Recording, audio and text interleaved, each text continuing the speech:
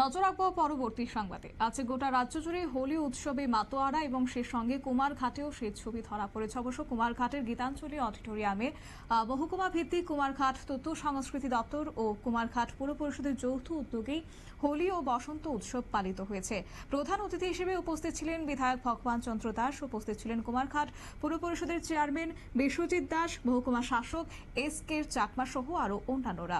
গোটা বিষয়কে কেন্দ্র করে আজকে বিধায়ক ভগবান দাস কি বক্তব্য রাখলেন শুনুন।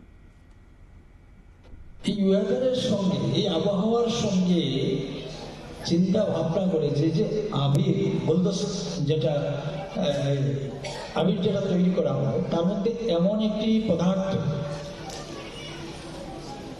সেটাতে থাকে, এই সময় যদি আবির আমাদের শরীরে যদি লাগে বা আমরা যদি লাগাই তাহলে সেই যে এই সময়ের যে একটা ভাইরাস,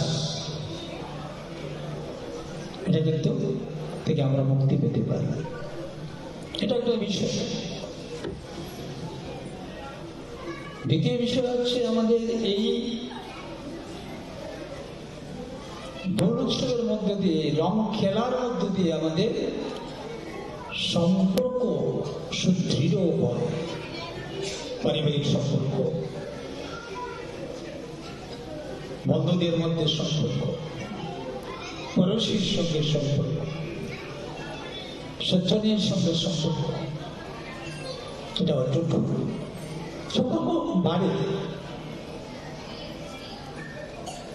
তো আপনারা শুনলেন বিধায়ক ভগবান চন্দ্র দাসের বক্তব্য। অবশ্য আজকে শুরুতেই প্রদীপ প্রজ্বলনের মাধ্যমে অনুষ্ঠানের শুভ সূচনা করেছেন বিধায়ক ভগবান চন্দ্র দাস এবং বক্তব্য রাখতে গিয়ে তিনি জানিয়েছেন যে হোলি উৎসব মানে সম্প্রীতির বাতাবরণ এবং একটা সুসম্পর্ক গড়ে তোলা।